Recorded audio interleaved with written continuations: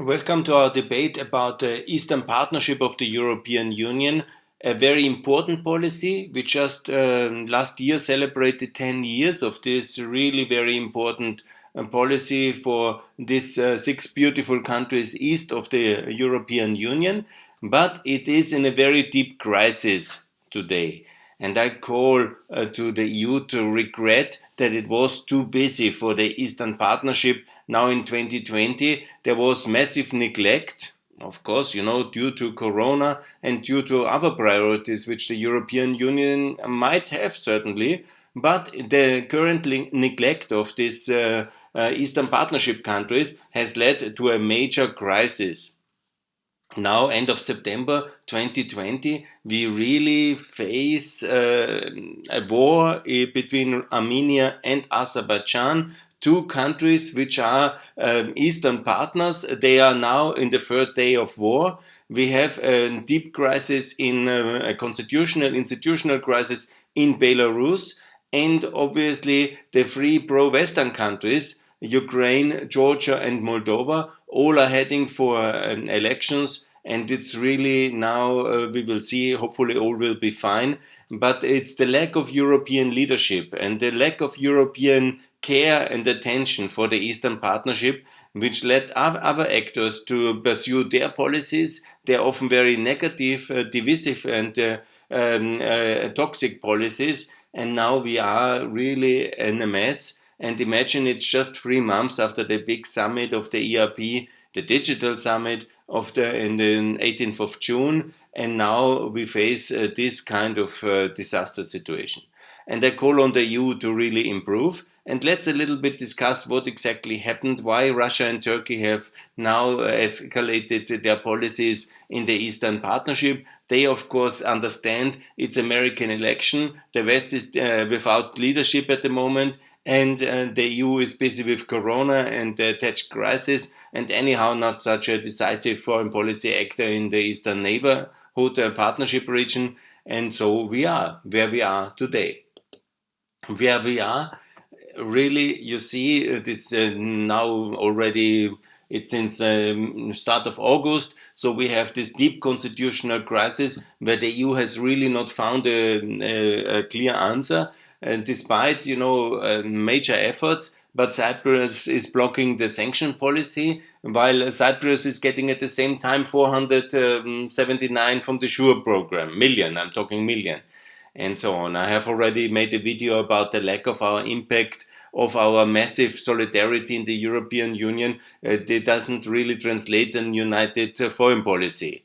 So the Cypriots are now celebrating Armenia. Again, they are against Belarus sanctions, but they are heavily subsidized. Yeah, it's also very questionable, and I have made many times the calls for Cyprus to join NATO and to be a part of our foreign policy community of this political union. You see here, I pasted in the text of the EU delegation about the worries about Ukraine backsliding on reform and anti-corruption. It's also a major worry because there is regional elections now in Ukraine, and we will see how that really works out. And obviously, you have the war in the Caucasus between Armenia calling for complete war and Azerbaijan supposedly having started this war, ready for reconquista. Of course, legally the territory is Azerbaijani, the Bergkarabakh territory, but it's no kind of clean waiver to occupy, conquer this territory. And if you just want land without the people, you have to make the Armenians living there an offer that they really like to be living in Azerbaijan. We will in no way endorse any kind of ethnic cleansing. And this is what basically then the Azerbaijanis seem to want, yeah? Just to have the land without the people.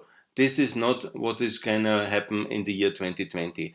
And I call for European leadership for peace in EAP, and I will reiterate what we have to do. First of all, treat the three countries which want to be our allies, Moldova, Georgia, and Ukraine, better, really welcome them in the European Union and in NATO, and allow them to adopt the euro, and a number of issues which I will raise in this presentation. and also make sure that it's not for Russia and Turkey to fight it out in the Caucasus. This is not going to happen. And also to make clear that Belarus is not a colony of Russia. We have a more, not just a more united foreign policy, but a more clearer Western policy together with our American allies, and the whole EAP has to be stabilized peacefully, and this is very important. And please stop the war, Azerbaijan, stop the war, Armenia, let's find a peaceful settlement. And I have to say that already in June 2020, but in all my activities in the Eastern Partnership countries, in the last 4 years, I lived in Kiev and I was traveling for the region. I have called for exactly the same since 2016, and so much resistance there was. Yeah? But this is the way. I call it the small and medium enterprise demands, which we drafted up in CBC. But it's basically the same proposals which I say all the time. Yeah, include them in the Southeastern European mechanisms which we established for peace. Yeah, this is much better because they are working. The Central European Free Trade Agreement. Yeah, the Regional Cooperation Council. Allow Armenia and Azerbaijan visa-free travel to Schengen. It's not so complicated, yeah, and that's really something which would be very beneficial for the people. Probably, this would help to be in the same Schengen-free area, also in the contested territories. Open the EU labor market for ERP. We had this whole debate, yeah. This should be open. It would relieve the stress on the economic social systems very much, yeah. Now, if they would be open and common European labor market, including the Eastern European countries, yeah. Include also, of course, the anti-corruption efforts, but Georgia is very good in that one, yeah. And make this sector integration from energy to transport. We have talked about it, but where is it? Also for climate, yes, but including Ukraine, including the Eastern European countries, and launch a major support package for the ERB, like for the Balkans. Why has the EU postponed this package for 2021? Yeah, I mean that's such a neglect. Yeah, this is really very wrong. And the EU potential candidate status for Ukraine, for Georgia, for Moldova. All the DCFTA countries should have a clear path towards the European Union. And of course, currency stability, because it would have been much better, all 6 countries, yeah, to be back to the euro already. This is the best policy. And the countries which will join the EU to adopt the euro, Ukraine, Moldova, Georgia, adopt it unilateral. That's the way. Digital union, obviously, and to invite them all as observers for the EU agencies. We have 30 agencies, we will have more. This is very important. And for the SME specifically, to have a real strong, not just an executive agency, but a real agency for SMEs, and to allow all the EAP countries to be attached to it. Yeah, I mean this I say since now I think 2016, so loud as I can when I started my activities in Ukraine, and it's all not happening. I don't know who blocks that. Yeah, but I hope that they in their offices wherever they sit, yeah, they start to regret. Because that's exactly the consequence of this European appeasement, of this European non-action, of the lack of leadership, of exactly what we do, try to ignore Eastern Europe, and it blows up in our faces. Yeah. Anyhow, what I say all the time, we have been much more courageous in this, not in the beginning of the 90s, but in the 2000s for the Balkans, with these tools which we could develop. It's called the Regional Cooperation Council, it's called CEFTA, it's called all these magic institutions, and then attach each of the Eastern Partnership countries towards one of the Balkan countries to have the mutual learning. I've already, I think logically outlined which country to which, and then to work with this bilateral partnership to have a faster learning and faster accession process and a faster reform process possible in the Eastern Partnership. Then it comes to all these institutions I have already mentioned really extensively. I made a separate presentation on that one, and that's obviously the case with the Eastern, with all the institutions. Just to make sure I have the right slide. Yes, exactly. Yeah, that's very good, and this is very important. Yeah, Now let's come to the 6 countries step by step. Yeah. I called for European Belarus. All this talk, it's not about West or East. They have to reform simply like any other European country has done in the last 30 years. They will not join the EU and NATO. That's of course, yeah. But they can be in the Regional Cooperation Council. They can be in the WTO. They can be in CEFTA. That can be, it's like, we can do infrastructure project. We simply have to do much more support for Belarus, yeah. And when now this confrontation, yeah, exactly, appeasement was exactly what we did, meeting Lukashenko, giving him the red carpet in Austria and in other countries. And so where we are now, he has manipulated the election completely, was to be expected, and we don't know exactly how to treat now with the situation. We have all the leverage we want. We simply have to open the labor market and the Schengen borders for the Belarusians. This is the way. He wants to turn it into the GDR. We know exactly what we can do against the GDR. Obviously, open Europe, allow the Belarusians to leave, yeah, and there will be a significantly less people in Belarus very soon. And he will see he can have the land, but he will not have the people.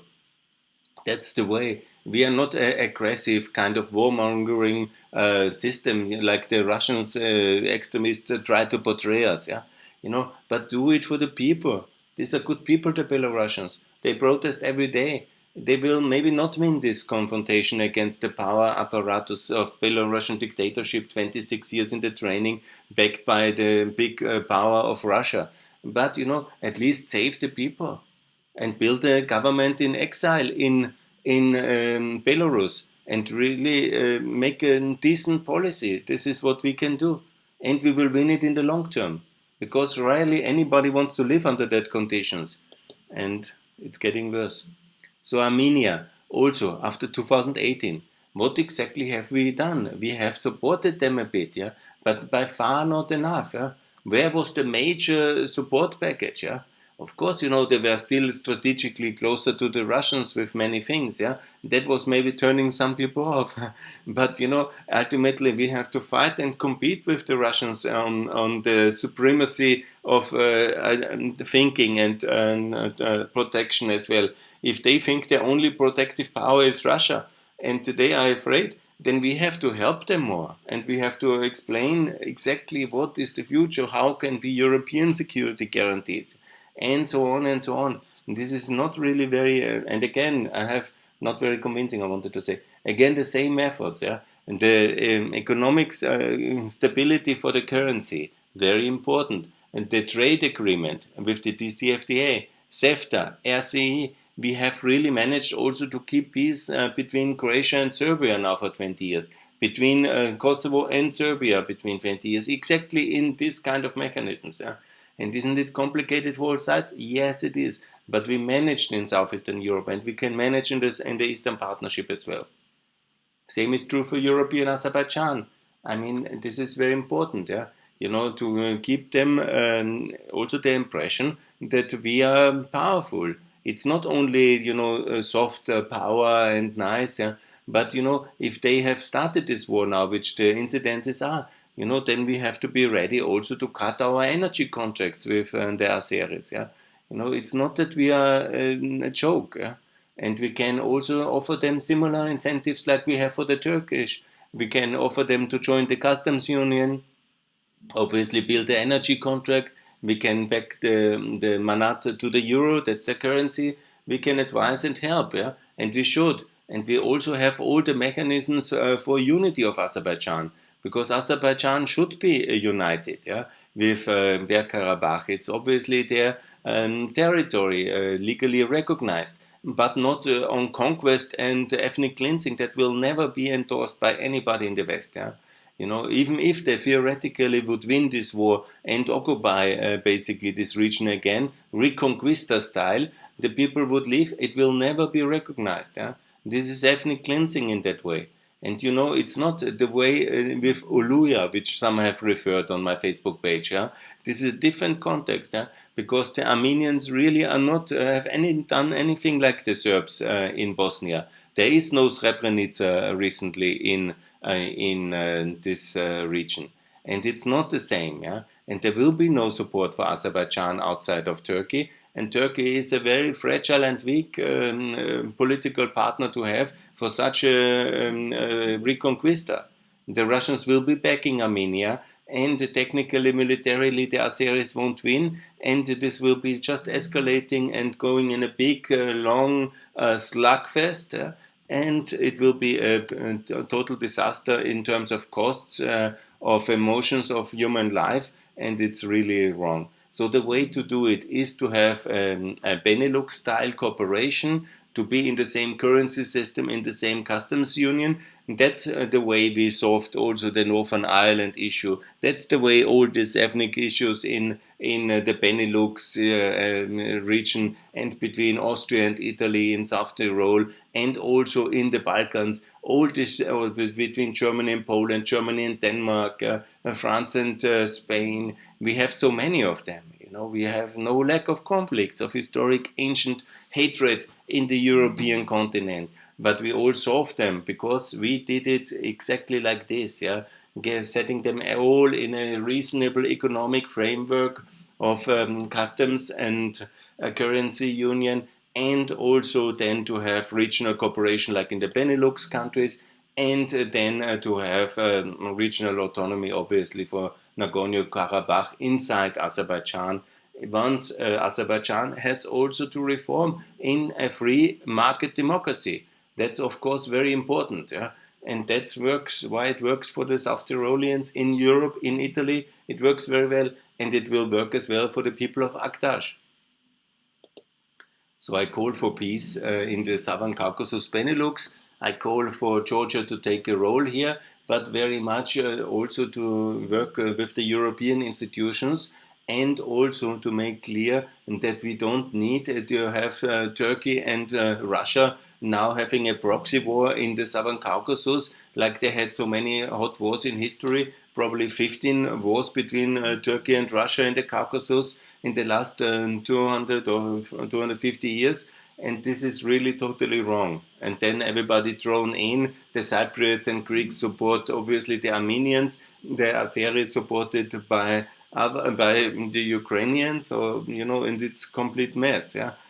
This we really should intervene, and I call on everybody to make peace in the Southern Caucasus, like we have done in the Balkans. And it was already announced, because just 10 weeks ago we had already an escalation with missiles, with confrontation. And it was the whole year on Twitter, really. Also, the last time they met directly, it was on the Munich Security Conference, and everybody was talking for peace. But then came the Corona crisis, and of course, the lack of economic progress and the need for nationalistic jingoism has then led to over-escalating war of words, and then war of missiles, and now we are in the war of tanks. It's a tragedy. Coming to Ukraine, obviously, that's the core country of the Eastern Partnership. It's doing relatively good compared to all others, but we have this backsliding, obviously, because of the lack of clear EU leadership and openness, and saying to Ukraine, yes, you can join NATO, yes, you can join the EU, yes, you can adopt the euro, yes, you are welcome in the Southeastern European reform mechanism, yes, reform like Bulgaria. This is the way. And it is really working, and it will work very well. In Moldova, we have already had the crisis, and we are in this current crisis, actually since quite a lot, because of the rejection of the European Union and NATO of European Moldova. And obviously this discredits our partners there and the pro-European politicians. And then we have already a pro-Russian president, and there will be elections on the 1st of November for the president, and let's see how that will work. It's probably the next hotspot for a crisis to come. Yes, exactly. I have made already very clear where the future should be, and for Moldova, and the same also for Georgia. To reform like Bulgaria or Montenegro, there's different role models. And again, CEFTA, I really cannot understand what is the EU doing here. With all love and admiration for the European Union. But it was already 1997 discussed, the CEFTA membership of Ukraine. And we are now 23 years later, and it still hasn't happened. And I really try to understand who can be against it. but I really cannot understand it. Visa-free access to Schengen. It's only 25 million Europeans of these 4 countries which don't have this right. And it's really important, Kosovo, Armenia, Azerbaijan in Schengen. And obviously all Belarusians. The people should not be like in a jail due to the politics of their present governments. Yeah? Especially in the case of Belarus. What you want? To make a package for visa liberalization with Lukashenko? I mean, he can imprison and jail and torture these people because they cannot run away, because we block their Schengen visa access. I mean, that's totally immoral. And it also would have been much wiser when I drafted this slide. It was still relatively calm in Armenia, Azerbaijan. Wouldn't it be much better to have already this policy and, relieve the political system of some pressure, let some people come to a European Union, much better than having this proxy war between Russia and Turkey now in the Caucasus? Yeah, obviously what we have as the most important fast-track tool is the currency. Already Russia is declining in this war, and the whole year is declining in the ruble, and the lira is also hitting new lows. Yeah. But do we really want to have a major currency crisis in the customs union with Turkey? I don't think so that we want to have a currency meltdown of the Turkish economy. It's much better to back also the currency of the Turks. Yeah? But all other Eastern European countries who had so much currency crisis in the last 15 years since the big financial crisis, it's much better to do Bulgarian policy. The Bulgarian back is the role model, and others have done it as well. And it's much better than for the countries who anyhow joined the European Union, like Georgia, Moldova, and Ukraine, to adopt the euro. And I have all these role models. The Baltics have done it. It's the perfect way to do it. Yeah.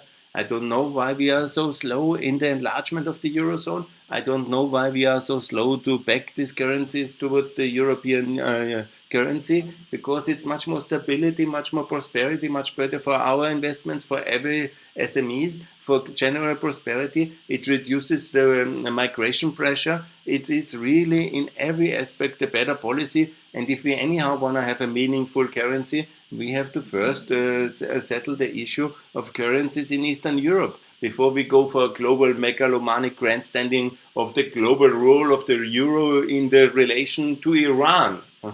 I cannot understand what is going on. And now actually comes here in the NATO enlargement. We have all the mechanisms built up. The Americans have built it up for accession preparations for NATO in Eastern Europe, in the Balkans in that case. It's the only open process, I say, since 4 years. Let's get Ukraine and Georgia and Moldova into this. It's so logical. I cannot understand. Let's go all the neutrals into that. All the 6 neutrals who are in the EU and should be solidarity-based members, let's get them into this Adriatic dialogue, and let's enlarge that. Let's also add the EU to that one, and let's make sure that Bosnia is now in NATO, Kosovo is now in NATO, Ukraine, Moldova, Georgia, very fast. We are in a new level of escalation. We really need to speed up. Let's get them all together in a big A5, or then it's A7 or A12 conference, and let's make sure we fast track now Bosnia, Georgia, and Ukraine into NATO, and the Moldovians can join as well if there is a big political consensus, as there are in Georgia, as there is in Ukraine, as there is also in Bosnia, and in Kosovo, obviously. And so we make progress, and hopefully the neutrals will join as well. And this is how it should look like, This is very important. Then we have the EAP really very good settled in a very good long-term prosperity trajectory. Moldova can be as rich as Romania. Ukraine can be as rich as Poland, in 20 years. Georgia can be as successful as Montenegro, or as successful as, maybe even much more successful as Ireland one day. Why not? It's theoretically possible. It will take 2-3 generations, but it's of course possible. We have done it already in the past. Who would ever have thought that such prosperity is possible in the year 1949 and then 50? And it was also not easy to create NATO. I will make a separate presentation about the very big NATO crises which we had in every decade already, and we had it also in the European Union. But with all these crises, it's a big opportunity. I quote Dr. Busek now. It's a big opportunity to really get better and improve the situation. And now this crisis on the EAP should be a gigantic wake-up call for the European Union to take the Eastern Partnership countries really seriously, stop rejecting the European future in relation to Ukraine, Georgia, and Moldova, and also give a very clear opportunities in a framework which we have as for Southeastern Europe for the countries like Belarus and like Armenia and Azerbaijan. And first of all, to make very clear to stop the fighting. Otherwise, we will do no further support in the EAP funding for Armenia and Azerbaijan, and we will buy no energy from Azerbaijan, and we will make a major trade boycott of both countries as long as they fight with the money of our consumers. Because nevertheless, the truth, I have made it clear in that slide here, in one of the first, it's all connected to the European consumers giving market access or buying the products of these nations, and then they commit such atrocities and commit war by the possibilities which we as European consumers, taxpayers, give to these countries. The same is true for Azerbaijan. Let's see if they find other kind of markets outside of the European and NATO countries. I don't think so. And the same is true for Armenia, for the support for the fragile young democracy. I don't think so there will be the Russian support so magnificent at this kind of crisis. Because the longer this war goes, the more this war will escalate, the more Russia will be turn into this conflict with Turkey. It will be much more difficult for the currencies to have any kind of stability. They will continue to slide. It will be much harder for Russia to start another war. And I also think that also the Russians are very active on that one, because maybe that's anyhow the strategy. They entice both countries to fight, so Putin can present himself as the big peacemaker, as the only mediator who is there. And do we want that? Are not we, the West, really the global superpower, united America and the EU, which should be able to mediate and to stop bloodshed and mediate between two parties which are supported anyhow massively by us? Azerbaijan, don't forget, is more or less in many ways, while it's very confused, a member of the non-aligned movement, but it's very strong ally of America and Israel, and of Turkey, obviously, which are all pro-NATO countries or NATO countries. And this is really a complete mess, and we have to stop it. And really, it's a little bit of a deplorable situation here at this day, but I'm always optimist, and I say we can do better, we should do better, but it really requires more attention, more effort, more leadership, and more openness from the European institutions, and more love and care for the Eastern Partnership. Please, this is very important, please support the Eastern Partnership countries as I have outlined. Thanks a lot, and it's time to stop hostilities in between Armenia and Azerbaijan. Thanks a lot. Peace now.